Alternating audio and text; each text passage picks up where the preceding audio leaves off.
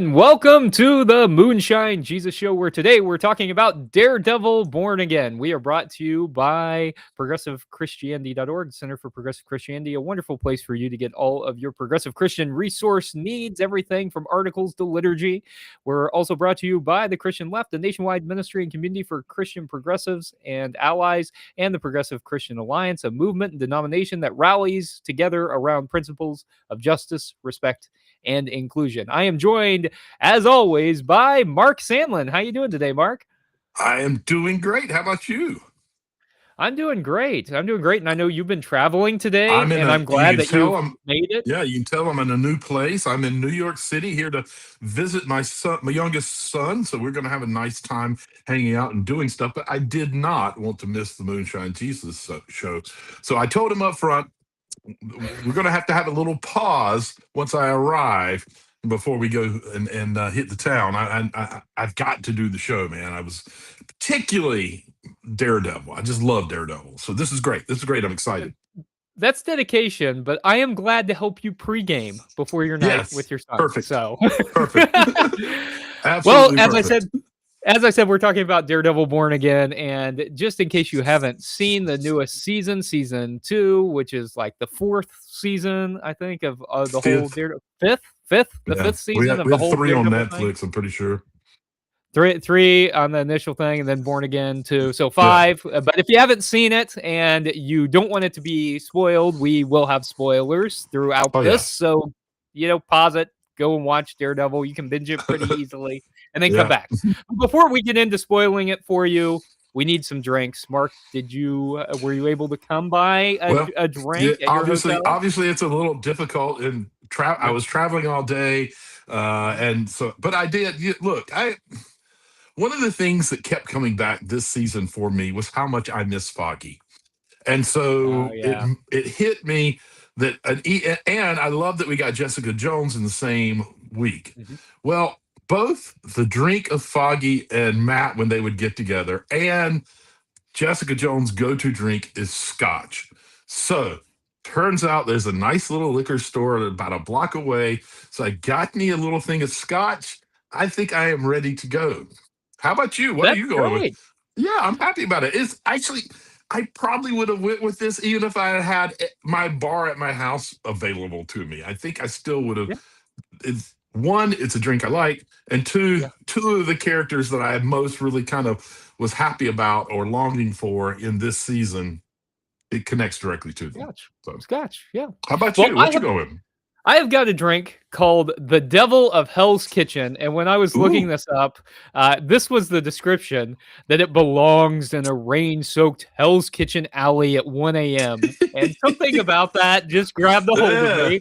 Absolutely. And I thought, that sounds like a drink I can get behind. Yeah. So it has bourbon, Campari, sweet vermouth, and cherry liqueur, and some bitters. And I played around with it until I got it. Just this nice dark shade of very dark red, almost black, red brown. So so that's what I've got. Kind of the Devil of Hell's Kitchen. Yeah, that sounds like a great drink to me. I kind of want one now, honestly. I know. I wish I could share it with you, give you a sip. That'd be nice. Well, we can still cheers. We can still cheers. Yeah, cheers to you, Mark. Cheers. Let's have a drink, and then we'll come back after the drop. Moonshine Jesus, Moonshine Jesus, Moonshine Jesus, Moonshine Jesus, won't you shine a light?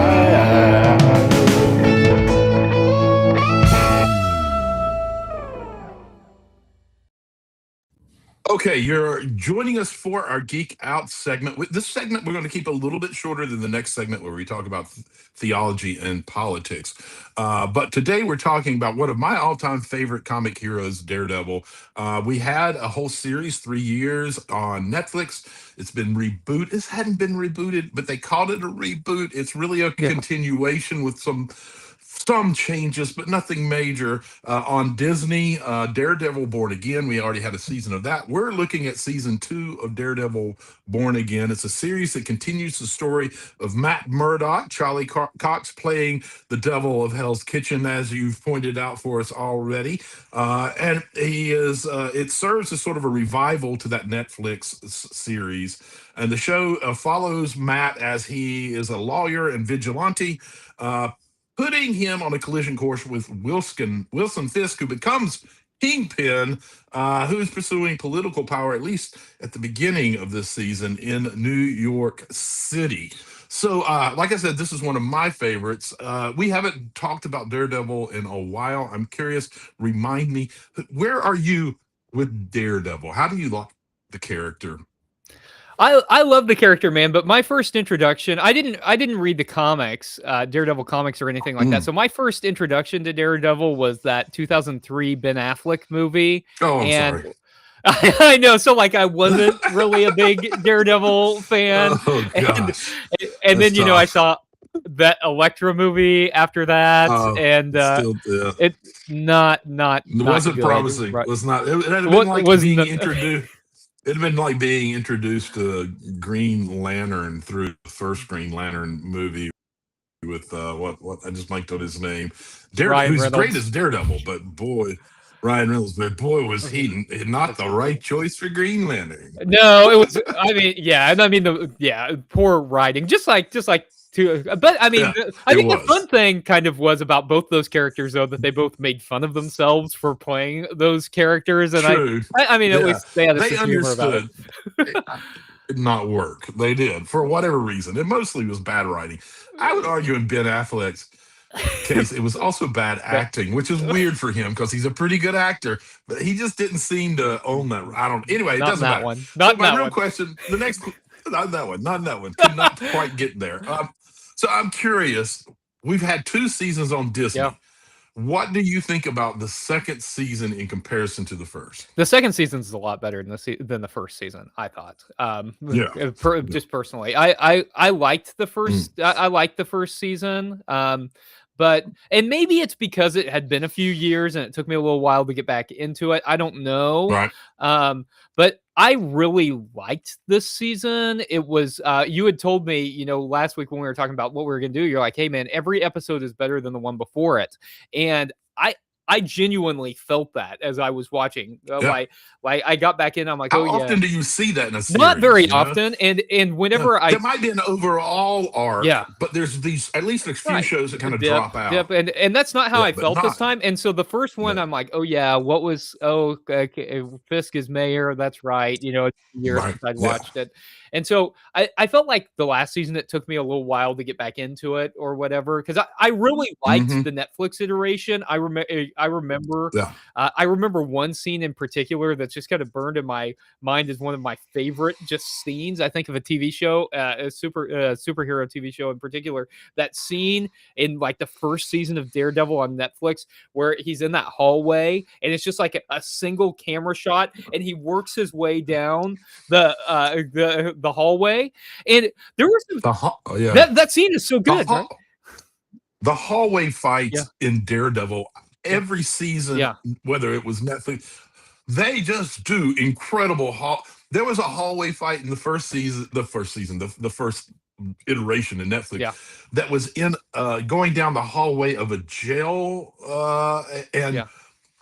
Daredevil wasn't involved in it. Yeah. It might be one of my favorite fight scenes ever. It's just crazy Really how good. good it was. So I agree. And this one, like the last episode, where you think about both being in the courthouse and Fisk, you know, fighting down the hallway, That and side then by side. yeah, and then Daredevil. I mean, it's so good. So I personally, I know you're a big Foggy fan, and Foggy wasn't in this season. So Yeah, how did it ring for much. you?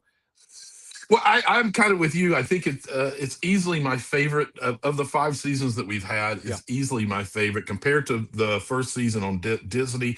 I felt like Disney brought it on unsure of what it wanted to do because when it came out on Netflix, it was sort of known for being a little hyper violent for superhero on television. Like there was one scene in particular that was out near a chain link fence and a dumpster, and he had a big thick chain that he's fighting, and it was just blood everywhere. And it was kind of almost a shock at that point because we'd not seen a lot of on television superheroes going that violent. And I felt like season 1 of Disney, they kind of pulled back a little bit. It's almost like they put some training wheels on it, Disney-fied it a touch. And it was still good. I liked the characters. I liked most of the storyline that they were giving. It was definitely not an upward arch. There were fall-offs. There were episodes that were good, but not great. But I loved this season, man. This felt like the Daredevil that I remember reading as a kid. Like it was intense, and there was all of these complex mirroring between him and Fisk, even in those hallway fights that you just brought up in the last episode. Man, it was just beautiful mirroring of the two of them. And I just loved that. But I have a question for you, because did you think it was maybe the best of the 5? I really did. I enjoyed, and I certainly felt like it was like going back and watching that first season where I wasn't quite sure what was going to happen. And then I mean, I remember the first season was what, in 2015 or something like that. I remember like I was at a different church, and our custodian at the time was super into it too. And we're like, oh, can you believe that time when Fisk, like, remember the car door scene where he's like killing someone with a car? Like Fisk was super. He was. I mean, he's somebody to be reckoned. And Vincent D'Onofrio. I mean, but yes, he's unreal. So yes, I think this was my favorite season. Yeah. So here's the numbers felt real off this season. What do you think is behind that? Because that's just I was quite concerned that we'd get a season 3 at all. We know we're going to now, but there was a period where I was not sure because the numbers weren't coming in, even though this was significantly the best, easily the best of the 5 seasons. What do you think's behind that, man? You know, I'm not sure. I know, you know, sometimes when it feels like it takes a while to hit its stride, and not that this season did, but last season was a little iffy. I mean, maybe people weren't coming back because of that. Were the first episodes, were they pretty high, like in viewership, and it fell off, or was it all kind of lower? It was a slow build. And it didn't ever really get to where it needed to be. It was really not good at all in the first 2 or 3 episodes, and it was like, wow. I think a lot of that's just, you know, it was exciting that Disney got it, and so we were we're into this. I think it's 2 things. One, we were all into it. We're all excited that finally we're going to get Daredevil back, and what Disney did to it was not good. It was okay. And I think there were enough disappointed folks that those folks weren't willing to buy back into it. You know, I gave them the chance. They messed it up. I'm not going to do this again. And then I also think that because they then fixed those issues and went to, you know, the really nitty gritty on the street superhero, this is ugly kind of thing. I think we lost a lot of viewers who might have watched the first 3 seasons on Netflix, because while it was violent, it wasn't as hyper violent. The stories weren't as dark and quite as complex as this season. So I think it kind of narrowed the group of folks that would enjoy it. I still think it's the right call. And sometimes you keep doing something just because it's so good, whether or not people have figured it out yet. I kind of feel like that's what happened with season 2, and why we're getting a season 3 on this one. At least I'm guessing that. Well, listen, there are at the last episode, because like it really was a crescendo to the final episode. So a lot of my questions are probably going to be mostly about the final episode. Although we geeked out so much, we're already running out of time to do this. And I got a list of questions. I almost didn't even describe the show because I was wanting to jump into the questions. There's 2 significant sacrifices that are made at the end of this last episode, or during this last episode. You have Daniel making a real sacrifice, and you have Matt making a real sacrifice. I'm curious, which one do you think was the more meaningful sacrifice? Not the more extreme, not the more meaningful one. Which one gave up the most? And that's saying, here's spoilers, Daniel dies, Matt doesn't, but there's a lot more complexity going on here.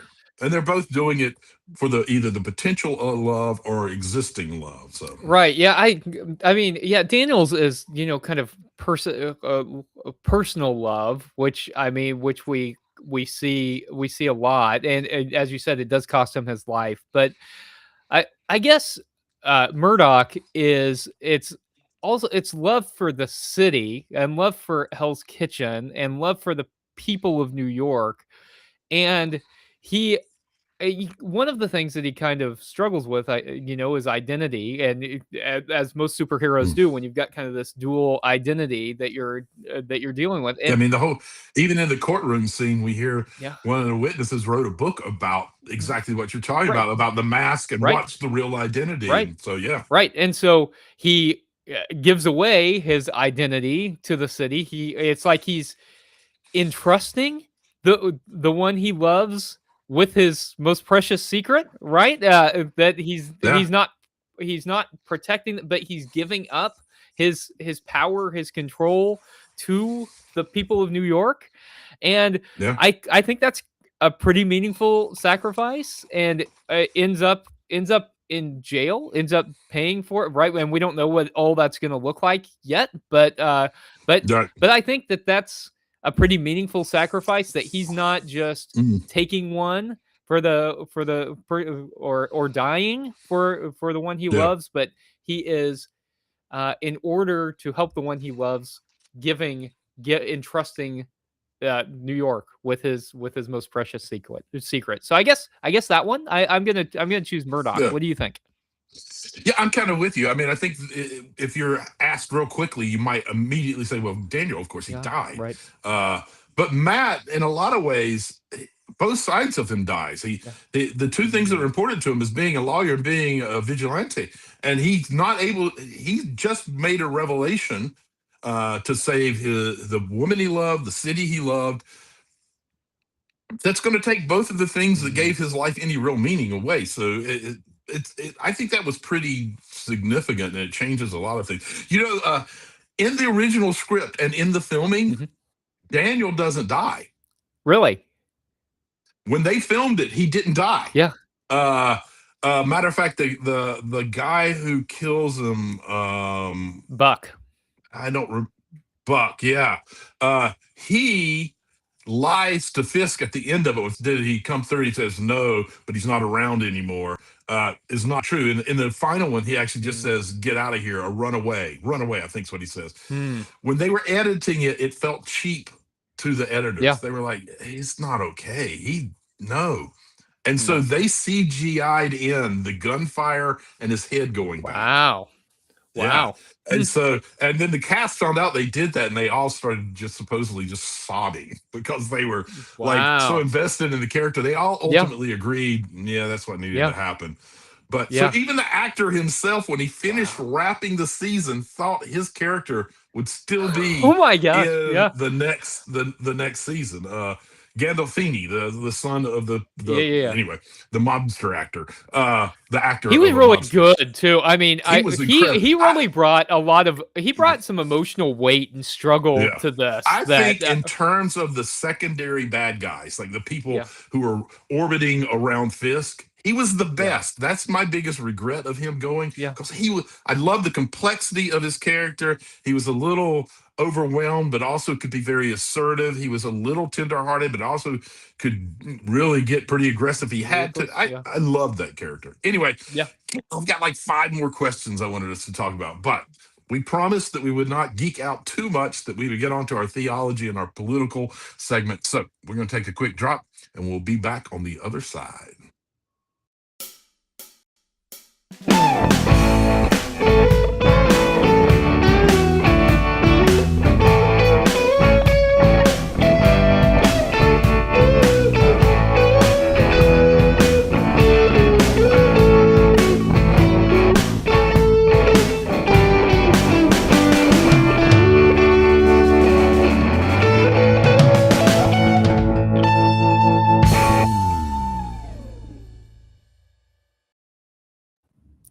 Welcome back to the Moonshine Jesus Show. If you're just joining us, we are talking about Daredevil Born Again, and we're diving into the theology and politics of this incredible season. So, Mark, Matt Murdock believes deeply in redemption, even for violent people, which he is one as well. He refuses to kill Bullseye. He refuses to kill Fisk, and he even stops both of them from being killed at the hands of others. He believes in redemption really strongly. I'm curious, Mark, at what point does redemption stop being possible? And is there a point at which hoping for redemption, hoping for reconciliation just becomes naivete? Yeah. So, as I said, I'm a big Daredevil fan. I read it a lot as a kid. It shaped a lot of the way I see the world. Hmm. So, no, it's never too late for redemption. But there is folly in investing too much into trying to create redemption when it's been proven to you over and over again it's not going to happen, and that person does no work towards redemption. I don't think you ever just say, then in that case, you're not redeemable. Yeah. I think it's a real potential, but you have to change strategies. The person has to get involved with it in their own way and participate in it. But I think that I think Matt influenced me as a kid. I really do, because I have always, I didn't reflecting on why I did or not, always felt like redemption was real, and there was this real kind of visceral upset when, particularly, the prison systems on a person. Moral thesis advisor Dr. Hood, and I that, but I believe that people are ever redeemable. He's always fighting. We have to realize it's a repeated pattern. Then what's going to change about that before we start investing so much energy and assets into that? So it sort of feels like it's a pie in the sky kind of way of looking at life, but that's kind of where I land. What about you? Yeah. I mean, I think in some respects, being a person of faith is about kind of a pie in the sky kind of thought, believing the best Not the in people, guy in wanting the to sky, believe the though. best of people. Not the guy in Not the not the sky. guy, not the old Not the guy in guy- the sky. No, The no, pie, no, the no, pie no. in the sky. Pie, Yeah. pie, Let's make sure. pie in the sky. Yeah, Yes. it's important. Yes. That's a subtle distinction, but a very important one, right? Very They might important. rhyme, not the same thing. right, the same. Although I guess, ultimately it's not up to us to decide if someone's been redeemed or not. Mm. But Mm. reconciliation, I think, is up to us. I do think that there are points at which reconciliation maybe isn't possible. That agree. reconciliation, we long for it, but a lot of times it feels like people want reconciliation without the work that's actually involved to make reconciliation happen. And so Yeah. I'm thinking about, like, whenever a wrong has been done, and in order to get past that, you need contrition and repentance, right? I mean, Right. you need someone, people need to feel sorry when they've done something wrong, Yeah. and then they need to turn around and act in a different way. And Right. then I think those steps are necessary to restore right relationship. And then Mhm. whether or not forgiveness can happen when a wrong has been committed, I think depends on the person, Yeah, I but would make the argument that both Yeah. forgiveness and reconciliation, that we as a society tend to think of them as one thing. It either looks like this or it isn't it. Yeah. And I feel like they are in a long scale of what they can be. Forgiveness can look like a lot of different things. Reconciliation can look a lot of different things depending on what it is that you're needing to reconcile over. I mean, Yeah. there's certain things that now I know, and I may never feel comfortable, safe, okay around you. So what reconciliation with you looks like might be very different with what it would look like for me with someone else. Do you think that's fair? I think that's fair. I think it's, and I think you're right. I think it's different if we're talking about, say, interpersonal relationships, or Mm, if we're talking about systemic injustice. yeah. That what reconciliation looks like really really depends. But Mm, I think about that too in terms of the way that our larger churches think about things like reconciliation as yeah. well. Like, have we given the proper thought into what to what reconciliation really is supposed to look like, or how it is that we really restore right Hmm. relationship with entire groups of people, especially Yeah. in ways that the What, systemic church has hurt people. what's the relationship between reconciliation and restorative justice? Yeah, so that's a That's an really good interesting, right? point. Right, yeah, because like with restorative justice, and we often just talk in our country about retributive justice, right? Like Hmm. punishing people for the wrong that they have done, and we don't make any effort to actually try to restore people to right relationship. But I think that reconciliation can happen in the midst of that. That Hmm. reconciliation can happen whenever we are trying to reestablish right relationship with one Mm, another. But hmm. but it is work. It is work, and it Right. doesn't just happen. Because when I hear people talk about this a lot, I think I hear those conflated together in the way that you just cautioned against. Is that I hear people talking about, well, forgiveness. Well, we just got to forgive. We've got to Right. extend grace, and like, I don't think a lot of people, whenever they use those terms, really even understand what they mean, Hmm. or have given any I think you're thought to right. what the Yeah. actual implications of those things are. Because Hmm. actually, when we think about the implications of those, they require a lot of A us, whole lot.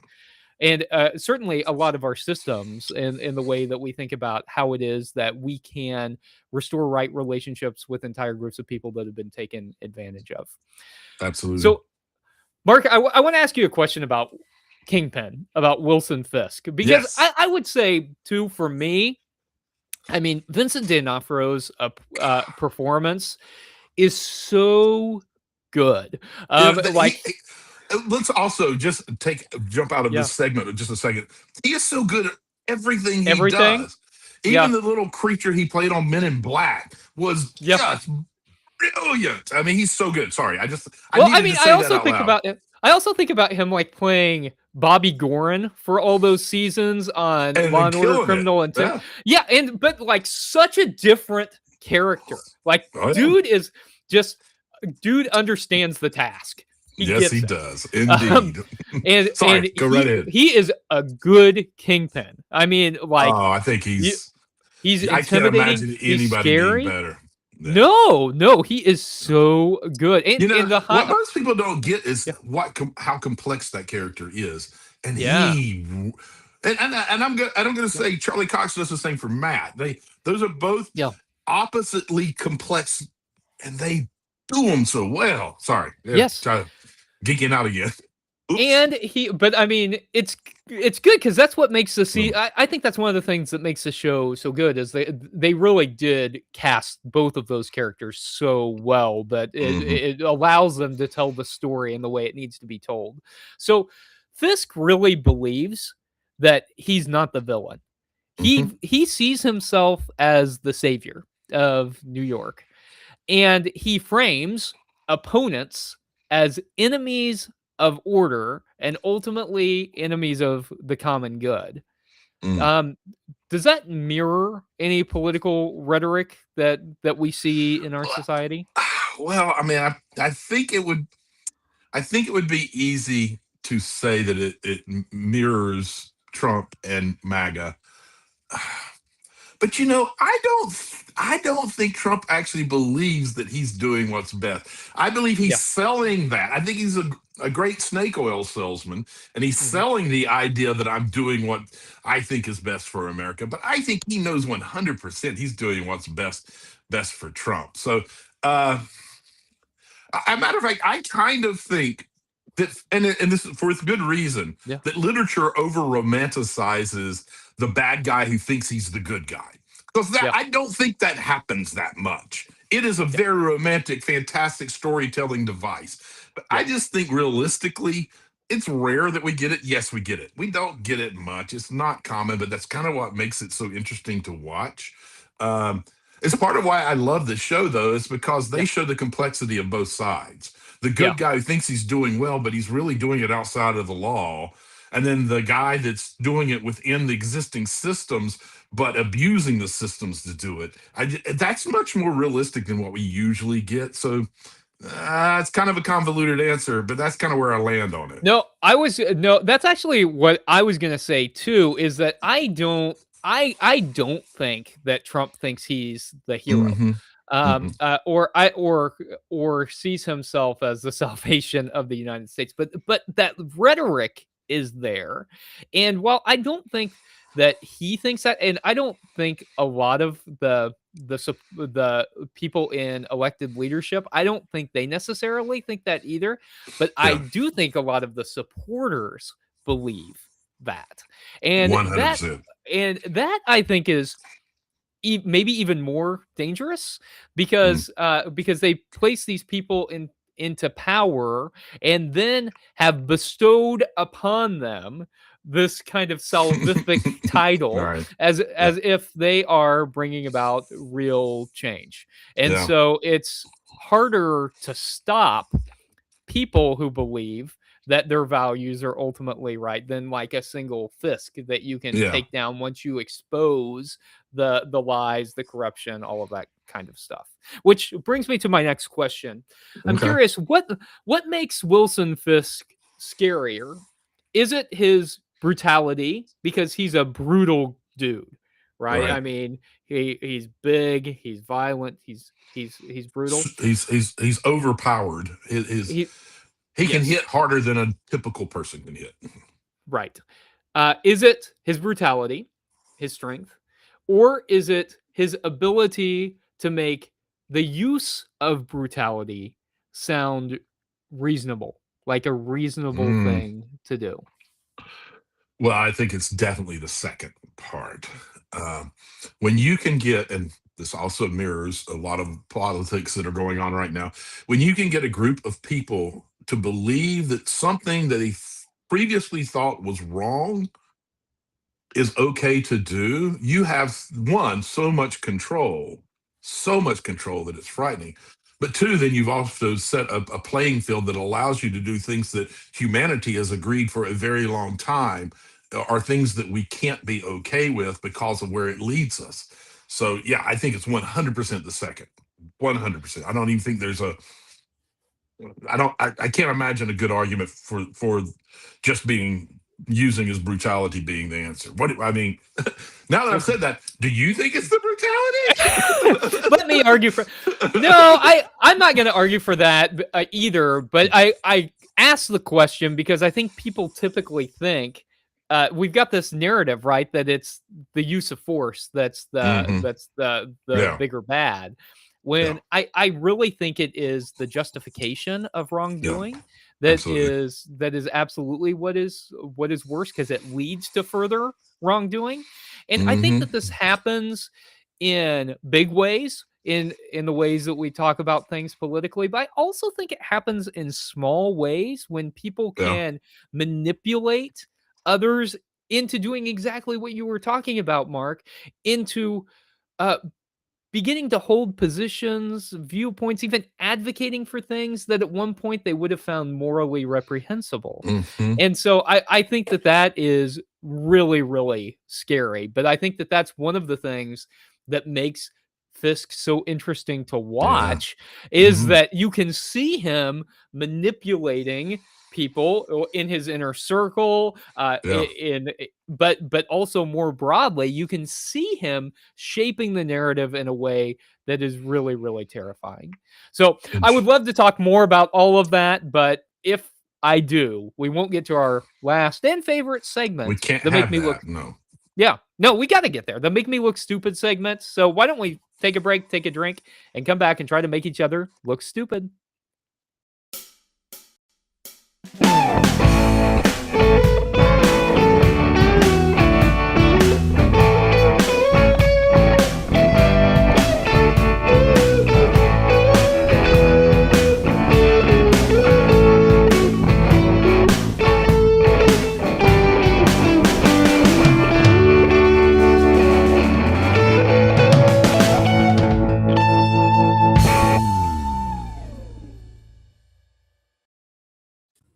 thanks to all of you for sticking with us all the way to our last segment, the Make Me Look Stupid segment, our favorite segment, where we commence to try to make our co-hosts look stupid, or maybe admit that we don't know something and ask them to help us not look so stupid, or ask them to make a prediction so we can make them look stupid later.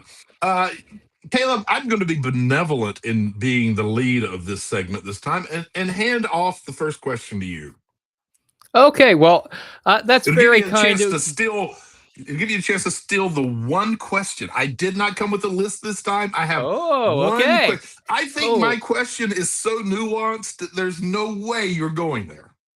I doubt it, because I'm going to do what I typically do during this segment. No, don't do this. I don't know that I'm ready for it this time. Oh, I'm going to ask you to make a prediction. yeah, I knew that. And see if we can remember that we even had this conversation I hope sometime not, 'cause in the future. I have a feeling I'm not going to get this one.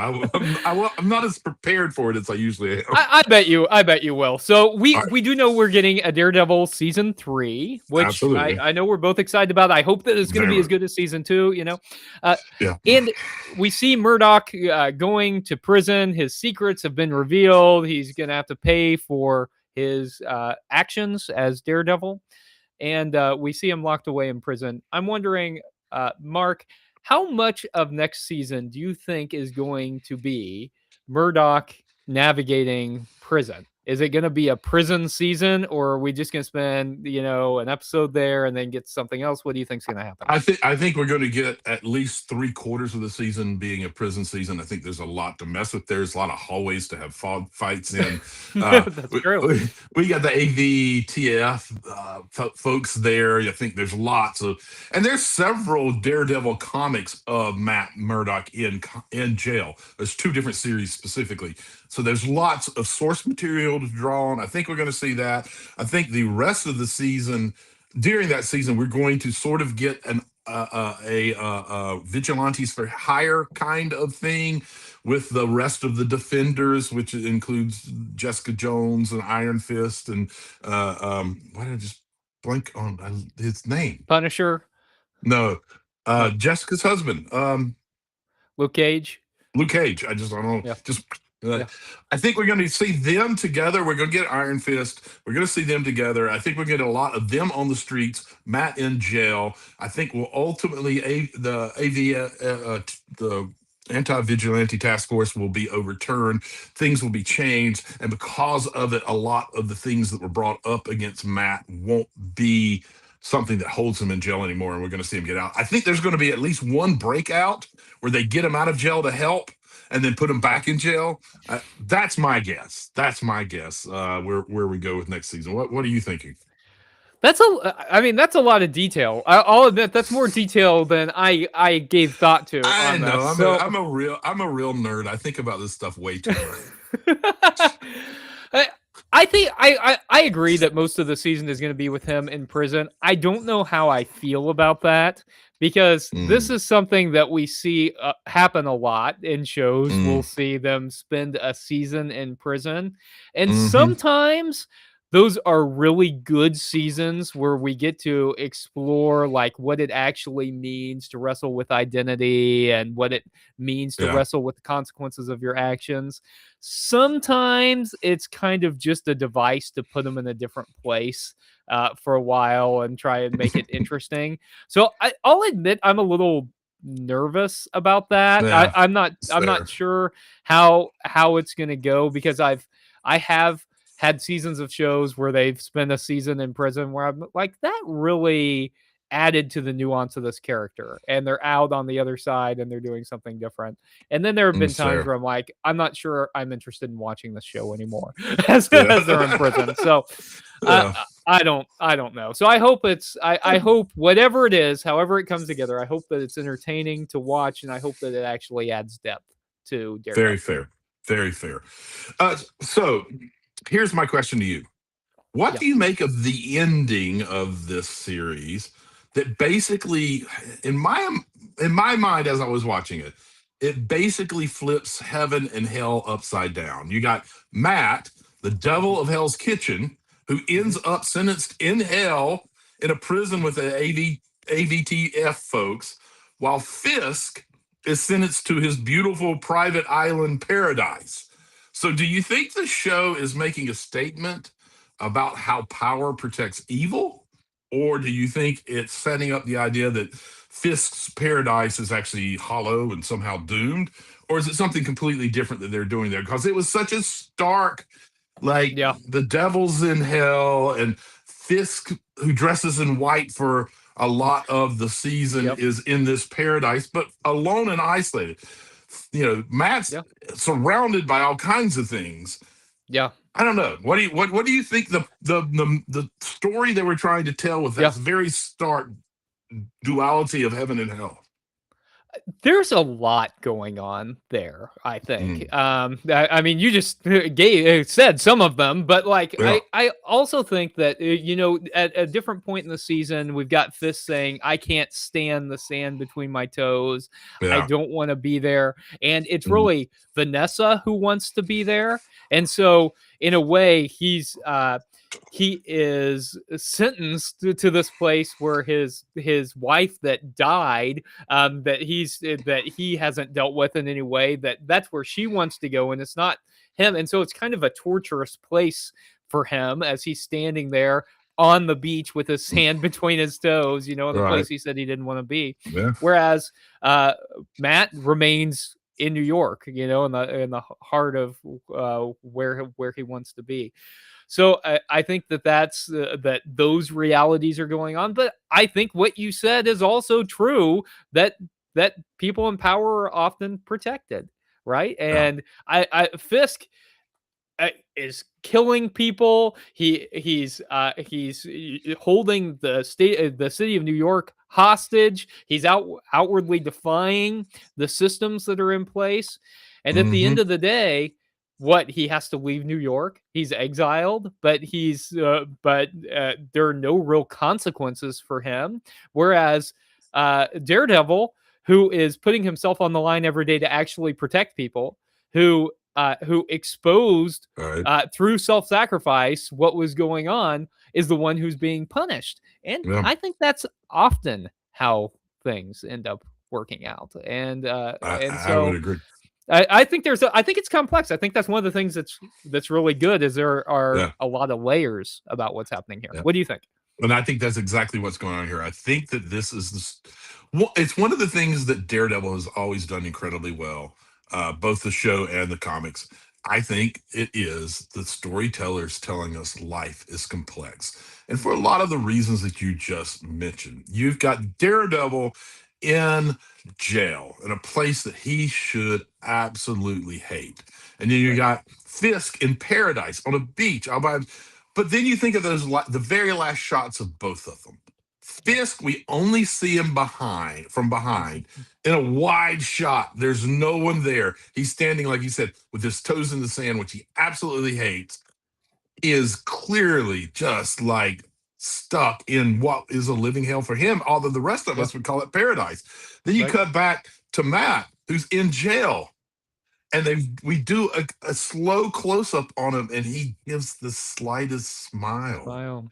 Like he finally can breathe. He's in what we would think of as hell.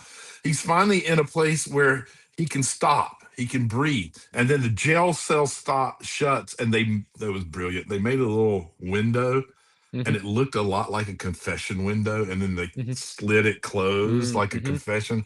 It's like, I think it was just this really artistically brilliant way of saying how complex life is, that sometimes what we think is heaven ends up being hell, and sometimes what we think is hell can actually be something that's good for us, or that we can figure out how to make something good out of. I think it was poetic, man. I thought it was really almost poetic.